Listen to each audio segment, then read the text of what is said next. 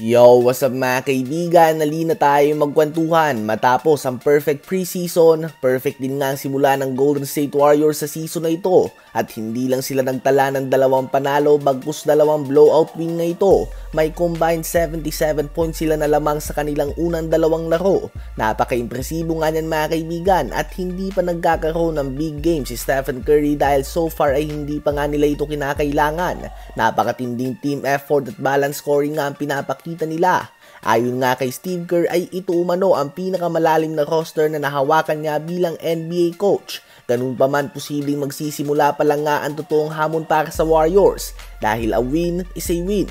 Subalit ang nakalaban nila ay ang Portland Trail Blazers at ang Utah Jazz. Ang dalawang team na sa kahit na anong betting odds ay inaasahan bilang ang dalawang team na magtatapos sa dulo ng Western Conference. Ganun pa man ay magsisimula na nga ang totoong bakbakan para sa Warriors. Dahil bukas ay makakalaban nila ang Los Angeles Clippers. Masusundan ito ng back-to-back games laban sa New Orleans Pelicans. Kasunod naman ito ang Houston Rockets. Sunod ay ang konting pahinga laban sa Washington Wizards. Bilog ang bola, subalit ito na ang pinakamahinang team talent-wise na makakaharap nila sa next 30 games. Kasunod dito ang Boston Celtics, Cleveland Cavaliers, OKC Thunder, Dallas Mavericks, Memphis Grizzlies, Los Angeles Clippers ulit, Atlanta Hawks, New Orleans Pelicans ulit, San Antonio Spurs, Brooklyn Nets, OKC Thunder, Phoenix Suns, Denver Nuggets, Houston Rockets, back-to-back games laban sa Minnesota Timberwolves, Memphis Grizzlies, Wolves ulit,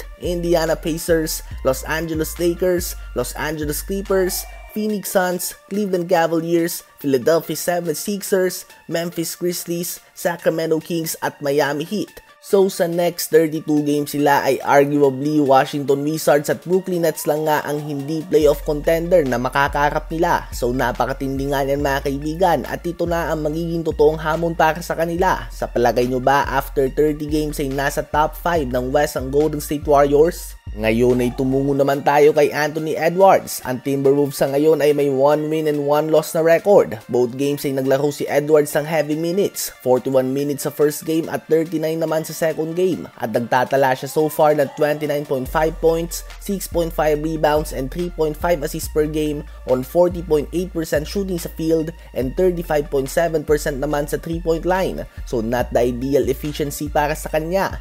Last season si Edwards ay nakukumpara sa mga tulad nila Jordan at Kobe dahil sa kanyang mid-range game at hang time kapag umaatake sa basket. Ganun pa man ay hindi nga ganito ngayon si Edwards, bagkus mas focus siya sa 3-point shot. Sa first 2 games niya ay may 28 3-point attempts na siya. That is 14 per game mga kaibigan, kumpara sa 6.7 attempts niya last season. May 49 field goal attempts na siya ngayong season mga kaibigan at 28 dito ang nanggaling sa 3 points. Ibig sabihin ay more than 50% nga ng tira niya ay 3 points na ngayon. So far ay hindi madaming naipapasok niya. Subalit posibleng mas makakaiwas nga siya sa mga injury kung ganito ang kanyang style of play. Ano ba masasabi niyo tungkol dito?